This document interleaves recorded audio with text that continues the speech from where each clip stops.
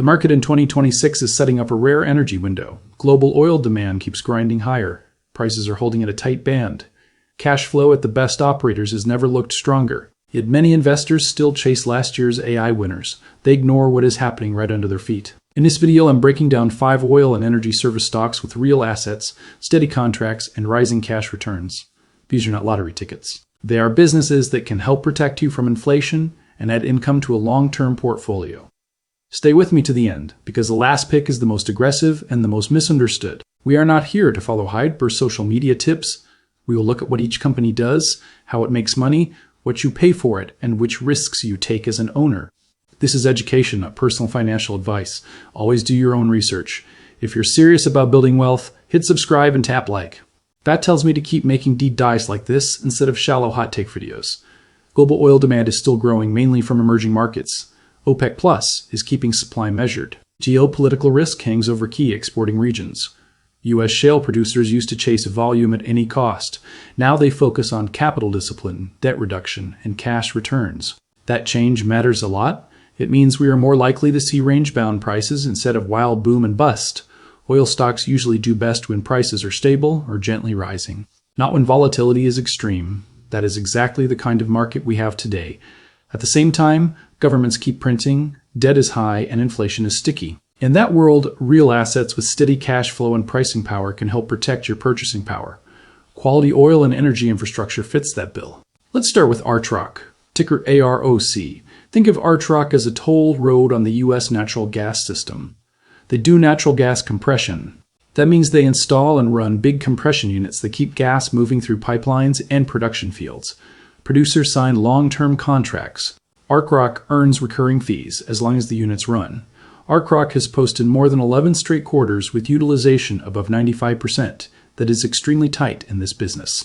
In 2025, they generated about $900 million in adjusted EBITDA. For 2026, they expect $865 to $915 million. They plan $250 to $275 million of gross spending, backed by contracts, not guesses. They also raised the dividend by 16%, with coverage close to 5 times. Net leverage sits around 2.7 times EBITDA, which is reasonable for an asset-heavy model. On valuation, ARTROC trades at a forward PAE in the high teens, around 17 to 18. That is not a bargain basement multiple, but you are paying for contracted cash flow, high utilization, and a business that can slowly grow while paying you. Zacks rates at a strong buy, and earnings estimates keep drifting higher. The main risk is a slowdown in drilling or production volumes. If producers cut activity hard, demand for compression could soften. But given U.S. gas demand and LNG growth, I like this as a steady, mid-risk pick. Next is USA Compression Partners, ticker USAC. This is another compression play, but structured as a partnership and focused on large horsepower units. Again, think toll, road, not wildcatter. In the latest quarter, USA Compression delivered record revenue of about $252 million. They had 3.58 million revenue generating horsepower with utilization near 95% and about 97% for large units. Pricing per horsepower hit a record as well. Adjusted EBITDA was about $154 million, and cash flow covered distributions by 1.36 times.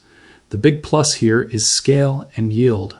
After the JW Power acquisition, their active horsepower rose to about 4.4 million. More scale usually means stronger pricing and better margins. The catch is leverage. Debt runs around 4 times EBITDA. They are sensitive to interest rates, contract renewals, and capital markets. So this is more of an income and inflation hedge play, not a sleep like a baby bond substitute. Zacks currently has USA Compression rated as a strong pick, with solid projected EPS growth above 30% this year. The style scores show value in growth, but weaker momentum. That tells you the story. Good fundamentals, but a bumpy chart. If you can handle some price swings and you like cash yields in the energy space, USAC deserves a look. Third, let's move to Technip FMC, ticker FTI. This is a global energy services company focused on subsea systems and technologies. In plain English, they help big oil companies develop offshore fields more efficiently. You might think old school offshore, but the business has shifted. Modern subsea projects are tech-heavy, high return, and often tied to long-lived fields. Technip FMC ended 2025 with $2.6 billion in inbound orders in the fourth quarter alone. About $2.3 billion of that was subsea awards. Their total backlog reached $16.6 billion, up 15% year over year. That backlog is like a future revenue pipeline. In that same quarter, adjusted EBITDA hit $440 million, and full-year revenue reached $9.9 billion. Free cash flow was a strong $359 million just in Q4, which helped fund $188 million in shareholder returns. The stock carries a strong buy rating from Zacks, with projected EPS growth in the low to mid-teens and a solid growth score. The main risk is order timing and project execution. Offshore work is lumpy. Big installations can slip by a quarter. If oil prices swoon, some final investment decisions might get delayed. But with a huge backlog, rising estimates, and a cleaner balance sheet, TechnipFMC give you leverage to offshore development without betting on one field or one country. Fourth, let's talk about Noble Corporation, ticker NE. Noble is a leading offshore drilling contractor. They own and operate high-spec rigs that drill wells for the majors and national oil companies. This is a more cyclical, higher beta part of the oil world. When offshore day rates are strong, cash gushes. When the cycle turns, it gets ugly. Right now, the setup looks constructive. Noble finished 2025 with a $7.5 billion backlog. About 66% of available rig days for 2026 are already committed.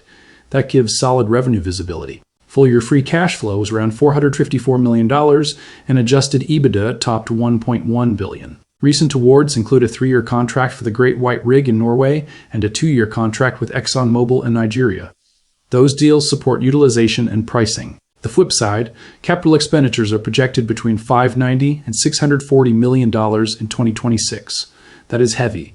If execution slips or if the offshore cycle cools, free cash flow could get squeezed. The company also had some rough earnings surprises in 2025 with a big miss and a temporary share price slump. Zacks has Noble at a buy, not strong buy, with very strong projected EPS growth, but weaker growth scores. I see this as a more cyclical bet on a multi-year offshore upcycle. Higher risk than Archrock or USA Compression, but with more torque if day rates keep climbing. Now, I saved the most explosive and riskiest play for last, National Energy Services Reunited, ticker NESR. This company is an oil field services provider focused on the Middle East and North Africa.